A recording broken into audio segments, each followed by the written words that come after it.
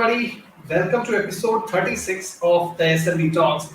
To be honest, I didn't think today's episode will be possible because I was going through a tough time for the last couple of days. But today's guest is so special to me. Even my wife said I cannot miss today's episode, right? So if it was somebody else, I swear I would have rescheduled. So, there are some people in my life, I've never met them, but there are very few people whose personal and professional life I want to emulate. I want to copy that. I want to be like them in whatever I do, the way I behave, the way I work, and etc. etc. Right? So there are two people like that. One is Mr. Brian Kramer. He has already come on the show. I love him, and we all heard how cool he is. Another person, he is like a celebrity to me. To be honest with you, I take his word as the truth, especially when he talks about marketing, professional development, personal development, things like that. So today's guest is Mark Schaefer. Everybody knows him. Still, let me do an intro of him. He is a globally recognized keynote speaker, educator, business consultant, and author. His blog and podcast, The Marketing Companion, are at the top of the charts in the marketing field. He has worked in global sales, PR, and marketing position for last over 30 years and provides consulting services as executive director of Schaefer Marketing Solutions. He's also the COO of B Squared Media and several tech startups. He has advanced degrees in marketing and organizational development, holds 7 patents, and is a faculty member of the graduate studies program at Rutgers University. He has so many best-selling books, I have lost count of it. He recently launched his new book, Cumulative Advantage, which just blew people's mind. So he has several books. We will be talking about all that. He's a popular and entertaining commentator and has appeared on national television shows and periodicals, including Wall Street Journal, Wired, the New York Times, CNN, and CBS News, etc., etc. He's a contributing columnist to the Harvard Business Review and Entrepreneur Magazine. Forget about all this. Go and check out his blog, businessgrow.com. I'm pretty sure this person will blow your mind, right? So without further ado, let me just bring him on. Did I say something wrong? No. The expectations are pretty high at this point. I've never been introduced by saying, I'm pretty sure he's going to blow your mind. So now I have to find a way. I have to find a way to do it. You just have to. I have a few questions for you. You just have to answer in your own style. That will be automatically taken care of. I'll do my best. Thank you.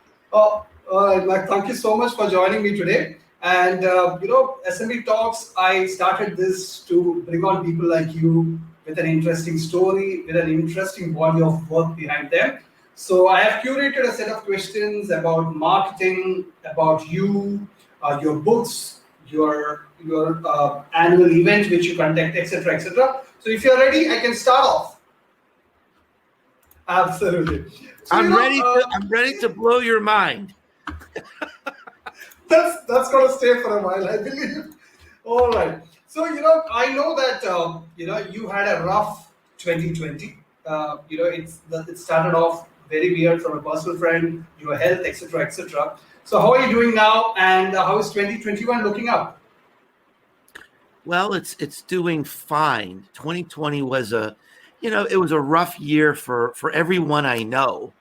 Right. Really, I think everyone is suffering in some way, and I got COVID early on, and then I had some weird after effects of COVID. I ended up being sick like 10 out of the last 12 months, but I'm feeling better now. Okay. And I'm strong, I'm healthy, and I'm excited to be bringing new ideas to the world. I have a lot of things to talk about. Fantastic. I can't wait to hear about it. All right. So, for me, we were just talking about gurus in marketing. I unfollowed most of them and I don't read much of it now. So, you are like kind of an encyclopedia in marketing for me. You bring out simple concept in simple ways which a person like me can understand. I can take notes of it. I try to implement it in my workplace, etc., etc. So I really want to know, how did it all of this start?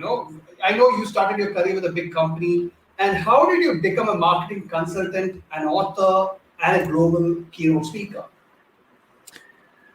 Well, I started out as a journalism major in college, and it's funny how everything happens, because I talk about in my book Cumulative Advantage how everything starts with random things. I actually Right. started out as a chemistry major, but Wow. I did because I love science, and I still do. But I didn't like the people in chemistry, because they all wanted to be doctors, and they were pressured by their parents to be doctors. I thought, this isn't any fun. And I always liked to write. And I took a journalism class. And I love the people in journalism because they wanted to make a better world and they wanted to fight for the truth. So I switched to journalism. Now, who could have predicted that learning to be a good writer would help me now, 40 years later? At the end of my college career, I took a marketing class. It was like eye-opening. This is what I want to do. Eventually got into the corporate world, had an amazing opportunity to do great marketing jobs, global marketing jobs. I was able to be a pioneer in e-business. And then 2008, I started my own business. And that's when social media was really going mainstream, and really it was so hot. And I knew for me to be a consultant and a teacher, I needed to learn about social media and really immerse myself in what was going on. So as an experiment, I started a blog. Well, the blog became popular because one reason was, at that point, there weren't that many bloggers that really had business experience. So I was kind of an old guy even then to start as a blogger, but people liked what I had to say, and that led to opportunities with books and then eventually public speaking.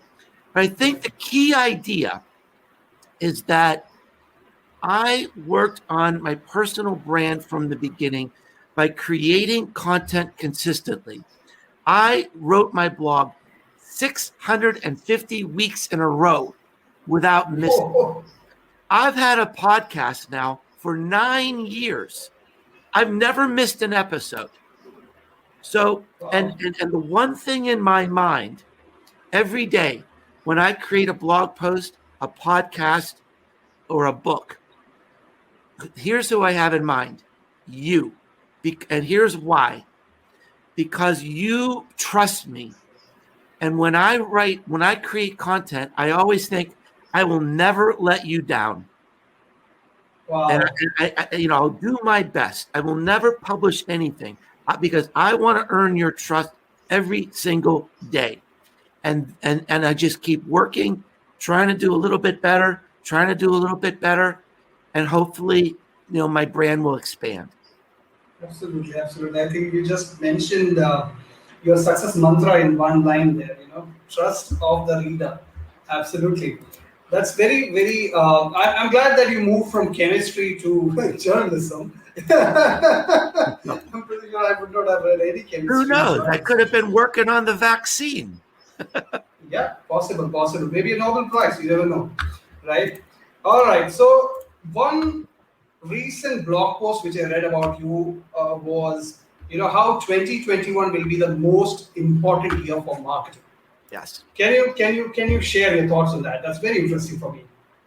Well, I truly believe that's so, and the reason is that in marketing, we've been able to be successful by incremental improvement every year. So we can learn a little bit about SEO. We can do better on our Facebook ads, maybe a little bit better on our content. But the Right. challenge is that through the pandemic, all of our customers and all of our markets are changing in millions of ways, Right. large and small. It's mind blowing how Right. much is changing.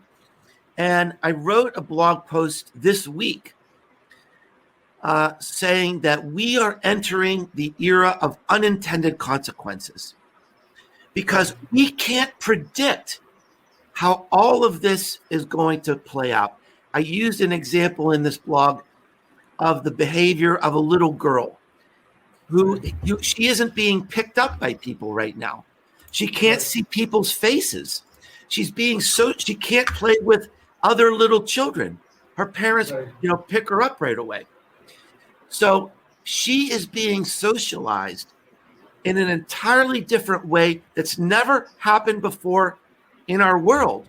And we don't know how all these things are going to play out.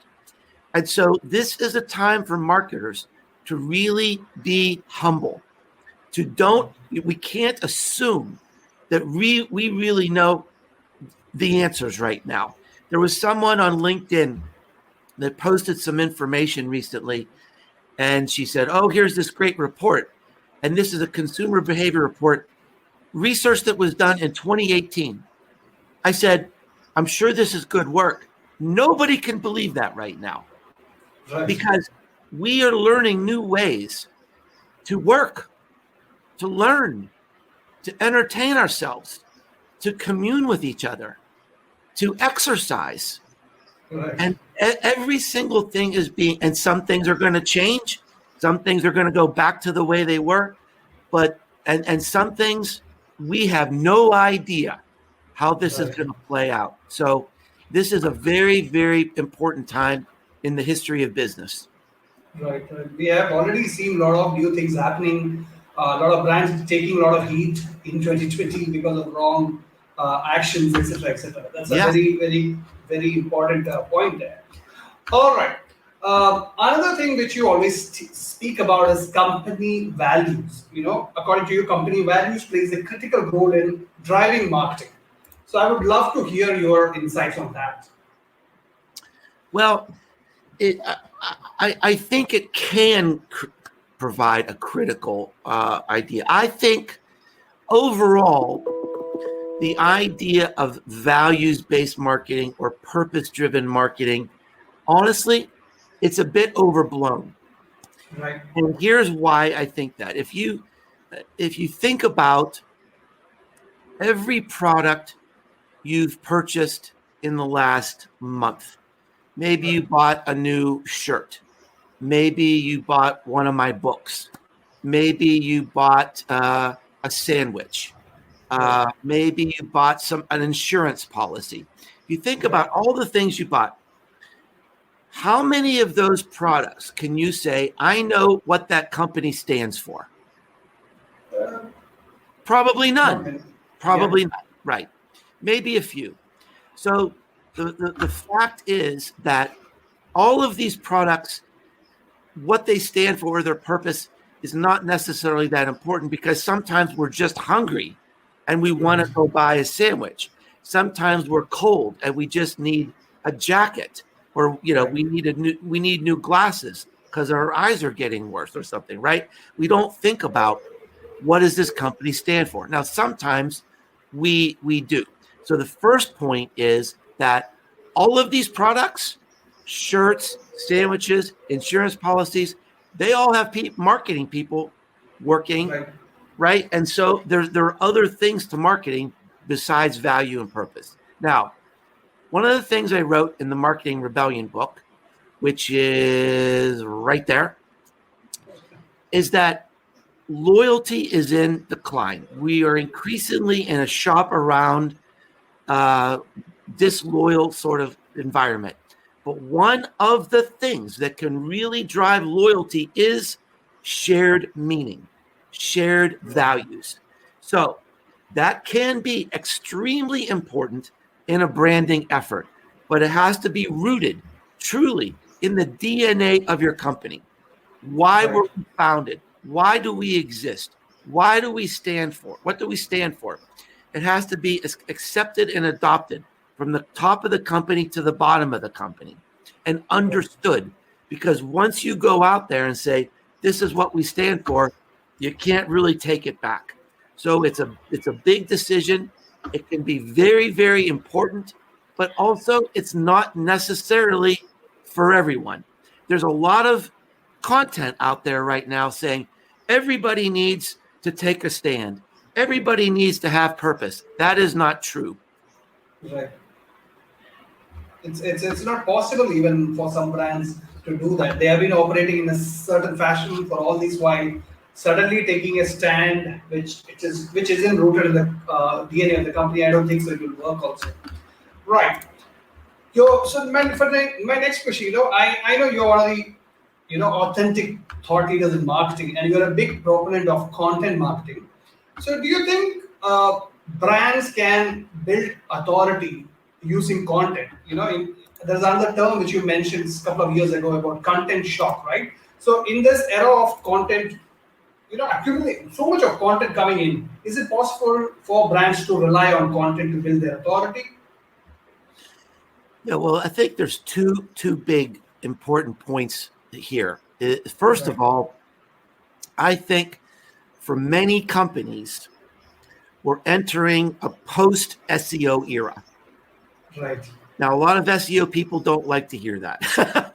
But the fact of the matter is, there are a lot of big trends out there that show it's more and more difficult, just to summarize it simply, it's more and more difficult for businesses to compete on SEO, especially if you have many competitors. Right. Content shock is part of the reason. There's a lot of content out there competing. Google is keeping many of the search results on their own. And really, unless you're one of the big major players that can attract one of the top 3 search results, your chances of being successful in SEO are pretty minimal. I'm a digital marketing person. What is my chance of owning the digital marketing space on SEO? 0. Right. 0. So I have to do something else, and that is work on authority. Why am I speaking to you today? It's not because I'm at the top of the charts on SEO. You didn't Google and find me. You found me because you respect my voice. I've earned your trust to have me on your show because you've read my content for years. That's what authority is about. I don't depend on SEO. I don't need SEO because I can depend on authority. And that's really, I think, where the future is going to be for most businesses when it comes to marketing. Now, the second point is we're in an era right now where even if we do our great work, we might feel like we're being buried because of this competition. And that's why I wrote the new book, Cumulative Advantage, because what this book proposes is if we're doing our best work and we feel like we're sort of stuck and we can't win on SEO, how do we build momentum to get to that next level? So this book talks about the strategy behind the momentum. So I think those are the 2 big ideas around authority and sort of transcending SEO right now. Right. So rather than producing more content, it's better to focus on a little bit of sonic boom, etc. Right? Yeah, I mean, and I want to emphasize that for some businesses in some industries, SEO is very important. It's absolutely critical. But I think a lot of marketing people say SEO is critical for everyone, and not everyone can win. Right. Absolutely. Right? Absolutely. Not everyone can win. Only basically in every industry, there are probably going to be 2 people who win. And so if you're not one of those 2, you've got to do something else. Right. And also you mentioned one interesting point that Google keeps a certain point of searches for themselves, for their own staff, etc. It's like 51% right now. So 51%. Right. So my next question is couple of you have mentioned this elaborately in some of your books is personal brands. You advocate a lot for building personal brands. You are a living example of that. The perfect example of a personal brand. So why a personal brand is important, and what are your quick tips? I know this itself can be a 1 hour long show for you. What are your quick tips on some for people who really want to build their personal brand? All right. So let me ask you a question. Sure. What's the name of my company? This is cool. Mark Schaefer, No. Marketing Solutions. Nope. Well, yeah, Schaefer Marketing Solutions. Yes. But most people don't even really know. And what I realized is that I started this company, but people really don't care about my company. They care about me. Right. So increasingly, the personal brand is the brand. Right. You don't know and like and trust my logo or Right. or the colors on my website. You know and like and trust me. And so Right. increasingly to stand out today, that emotional connection has to be to a person. The research shows that trust in businesses, brands, and advertising has declined 13 years in a row. Who do Wow. people trust? We trust each other. We Right. trust technical experts, business leaders, company founders, entrepreneurs, our friends, our neighbors, influencers, because really influencers are our friends. We think they're our friends. We know them and we trust them. So Right. that's the basic idea of why developing the personal brand is important, because that is the source of trust in the world today.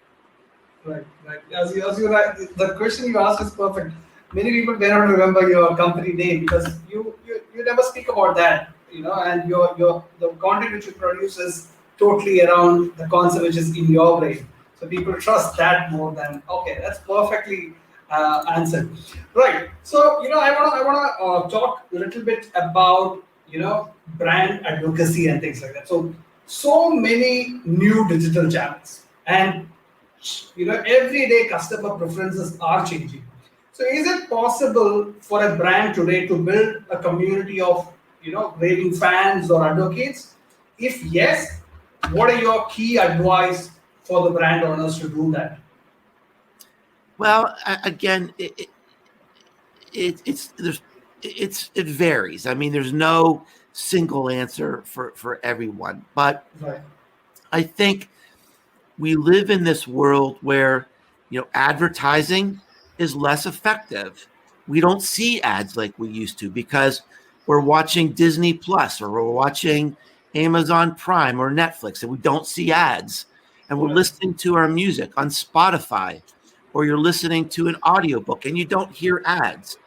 Right. And so we need to find something else. And I think we're living in a world where people are increasingly alone and isolated and even depressed, especially during the pandemic. And to the extent that we can build community and build that emotional connection, that could be very, very powerful. That's another thing I wrote about in the Marketing Rebellion book. And I approached that chapter really sort of skeptically because when you think of community, you might think of like a university or the community around a sports team. Can you Right. really build a community around a company or a brand? And the answer is yes. People love brands just like they love a Right. sports team, just like they Right. love a city or a university. So it definitely is an opportunity. Um, and but again, it has to be a commitment that's beyond marketing. It's really a Right. company-wide commitment to say, we're going to put this community really ahead of everything Right. because we have to build that trust. We have to let people be free to engage, even free to criticize us. Right. And because that's what a community does. So again, it's not for everyone, but it can be incredibly powerful. Right. Right. All right. So another, when I was reading your blog, another important, different kind of topic which caught my eye was context marketing. I've heard content marketing. I've heard this, but context marketing, it is something new, so I had to go through that. So You're saying that it's going to be critical in the coming decade or so. What do you? I want to know what do you mean by that, and why is it important? Well, this was. Let me see here. I was referring to a book. This is by Matthew Sweezy. Right. I think this is one of the best marketing books written in the last 5 years. Matthew did a wonderful job with this. And what Matthew is saying, it really, his book and my book sort of like go like this, because what he's saying in this book is Mark Schaefer is right. There's too much content. We're overwhelmed. How in the world are you going to stand out with content, with SEO? So what he's saying is that with AI and the amount of data that's going to be collected from our devices are really creating content moment by moment by moment. They're telling Google and Facebook and these other apps where we are and who we're with and what we're buying. And so increasingly that marketing is going to be in the moment. It's like, what do these people need right now? And the key is, how do we do that in a way that builds trust? How do we do that in a way that's not creepy? And there are going to be companies that cross the line, and then all of a sudden context marketing is going to have a bad name. But I think we need to look at the long-term trend and understand that we are going to have amazing opportunities to use data in very powerful and helpful ways. And that's really what context marketing is about. Fantastic. I've heard this somewhere saying that we marketers mess up everything. Things are all good. We come in and we mess things up. So generally that's true. All right. So now we are done with marketing talks. So now I want to talk about your world, the Schaefer world, if I may call it that. So the first thing which I was eager to ask from the beginning of this talk is cumulative advantage. The latest book you had approached the promotion in a different way. I could see so many amazing pictures of the book plus some amazing bacon reaching people's home, etc., etc. I was hoping to get that, but this time I didn't get a book from you. So it's a weird time these days. So next time I will get that sign from you whenever I get the chance. So let's talk about cumulative advantage. What are the key lessons, from this bestseller? Well, as I talked a little earlier, it's really about momentum. It solves the problem, or helps solve the problem of what do we do next. If we're living in this overwhelming world, it's hard to stand out. I think every marketer, every business professional, every business has to be really focused on one thing today. How can we be heard? How can we be seen? How can we be discovered? And we're getting buried under this mountain of competition. We need to find a way to get to this next level. And so that led me to research that really started in the 1960s. And it's very well known. It's very proven in academic circles, but it's never really been applied to our world and our businesses. And so that's what I tried to do. I tried to crack this code of what is the pattern of momentum, and how can we apply this pattern in a very practical way to build momentum for our own ideas, our lives, and our businesses. Right. One of the best things I liked about is how the entire book goes through the two storylines. You racing with Tim Ferriss. So that was amazing for me. Right. So your next book, which I've got it, I think it's been 2-3 years, I believe, Marketing Rebellion. So I want to know for the listeners, some of the key takeaways from that book. From Marketing Rebellion? Absolutely.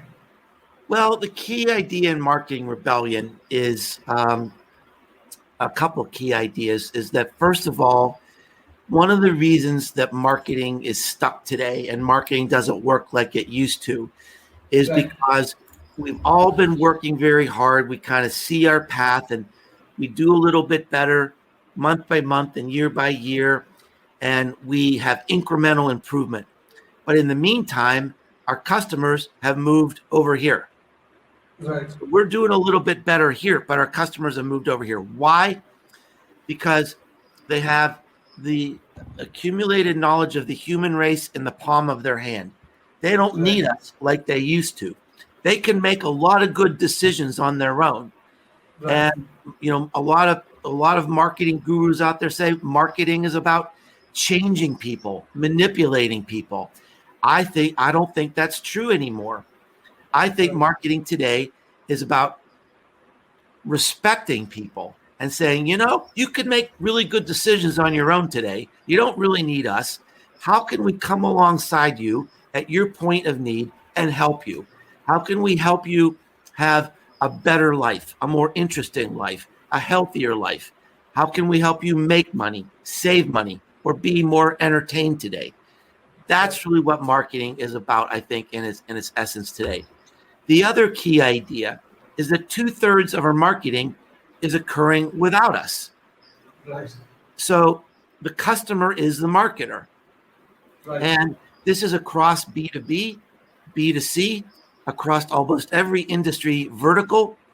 There's very little loyalty that exists anymore. And so marketing today requires this new mindset. How can we earn our way into that conversation? How can we earn our way into this 2/3? And and it's quite revolutionary. It's quite. When I was doing research and understanding the implications, I was afraid to write the book. Right. Because I literally was sitting in this chair, and I kind of I almost lost my breath because I thought, I don't know what it means to be a marketer anymore.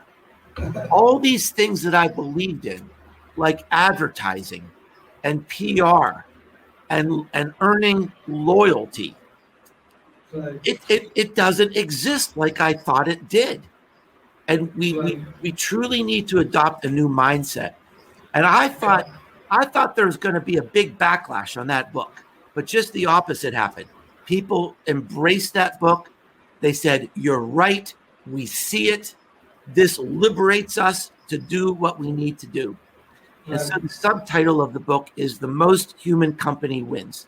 And that's really sort of the call to action in the whole book. And there are hundreds and hundreds of ideas.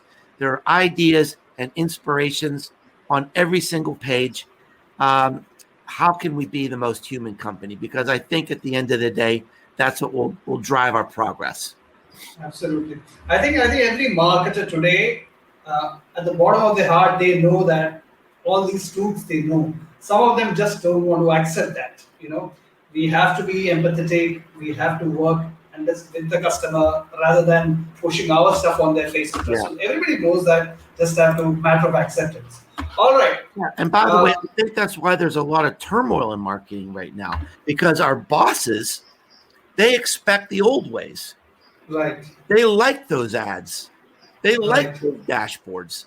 They're trying to hold on to that. Meanwhile, smart marketers are looking at the world and they're saying, that's not what's there anymore.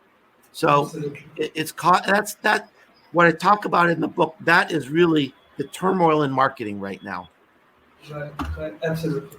So I have one more question about your books. It's not my fault that you have so many bestsellers. So I had to include one more question, which is, it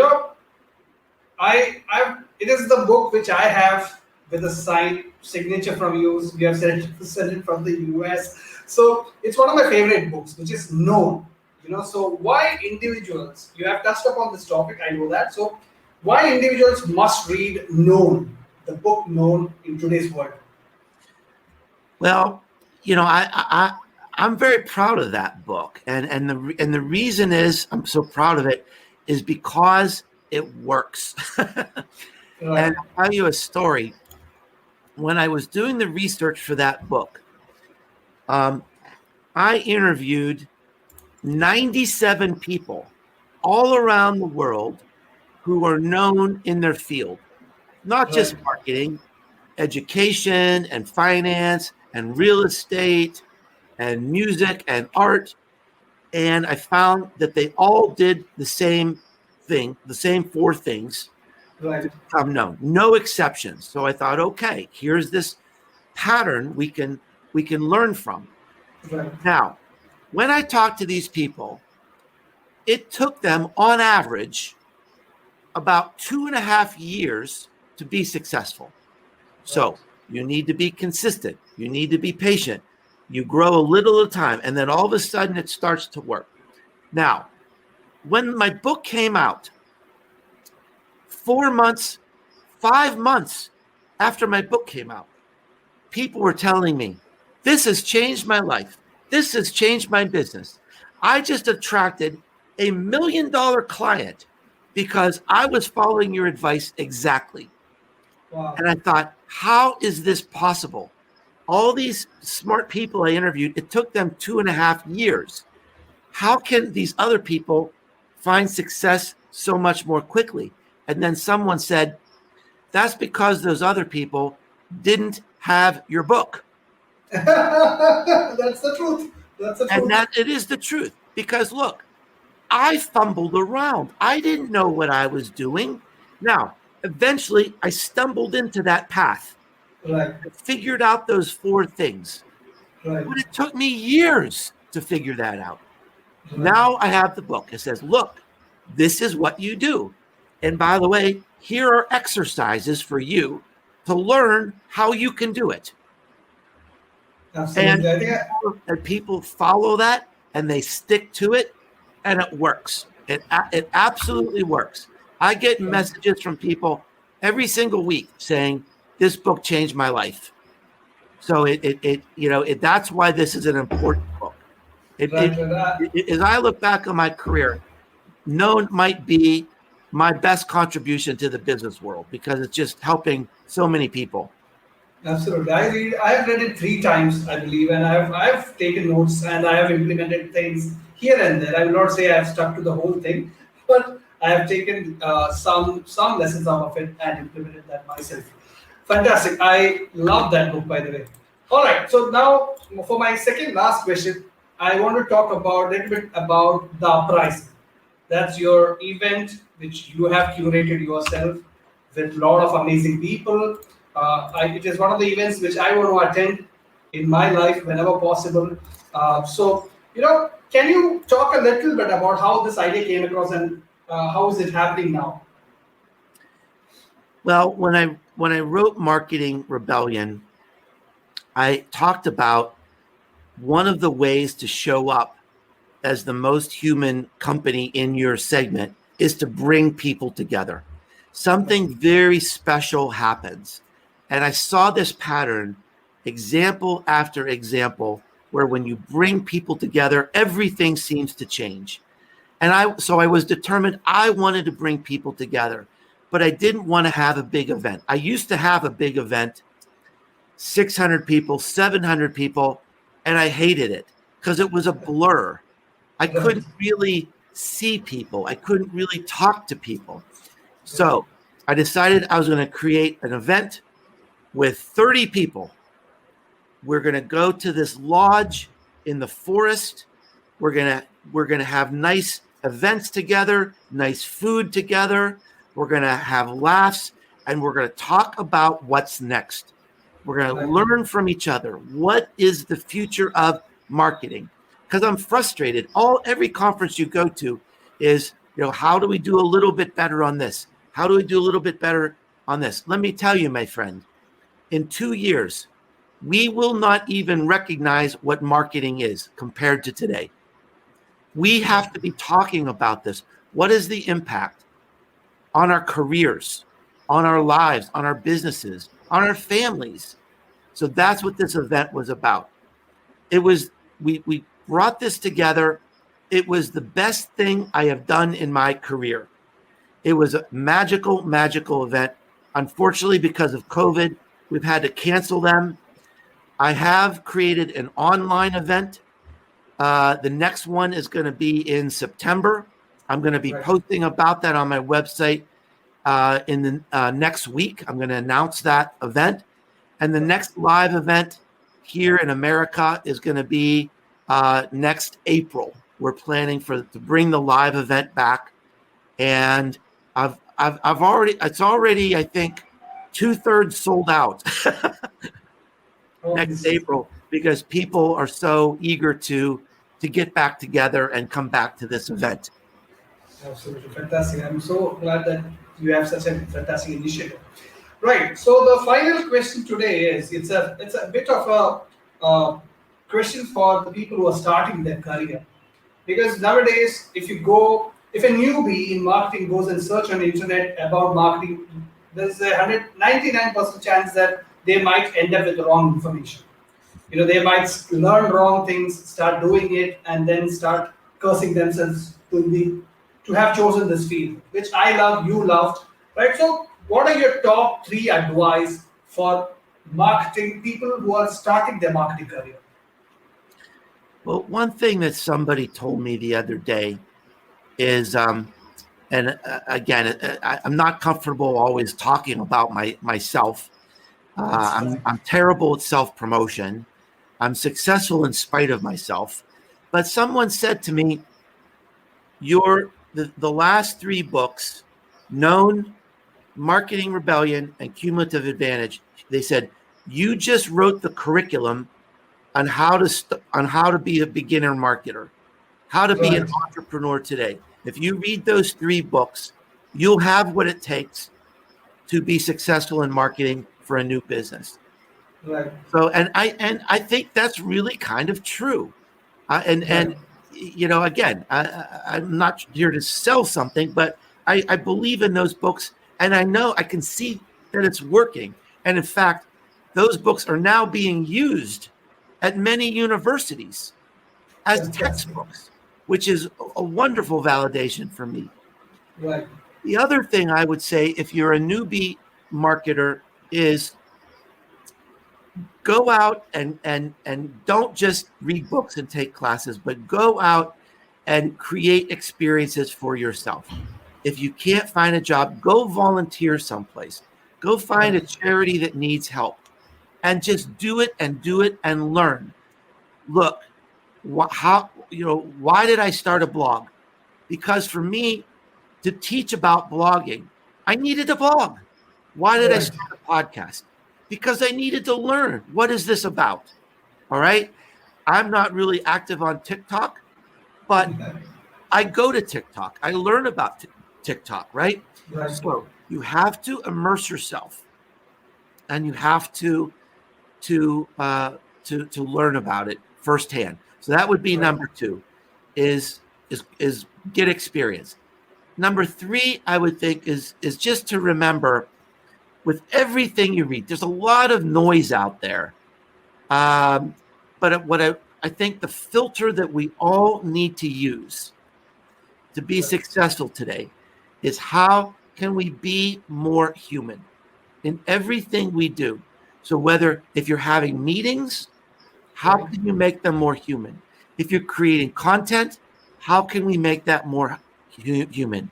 If you're making a presentation to a customer or to a partner, how can we make that more human? How do we show our face, show our smiles? Don't use stock photos. Use pictures of real people, pictures of yourself, your employees, your customers.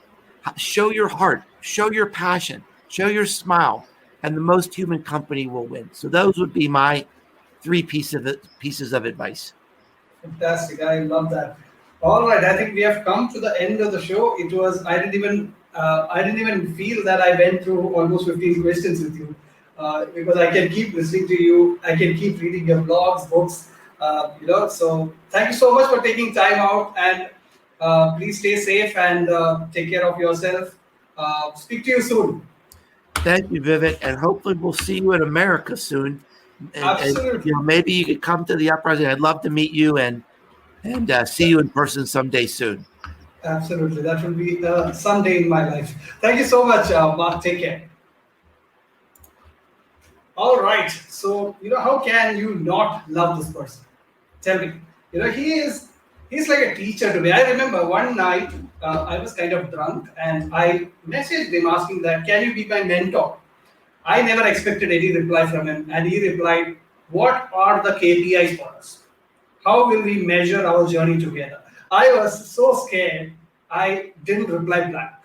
So he's that kind of a person. He has mentored a lot of people. You can go check out his Facebook. You can see the stories he shared about his personal life, mentoring kids from different categories and things like that. So I'm so happy that Mark came on the show. Next week, I will see you episode 37, as it was all booked out. As I told, I cannot take a leave on Fridays. I have a community builder coming on the show. See you all. Stay safe. Coronavirus is increasing in India and some places else also. So take care. See you all next week.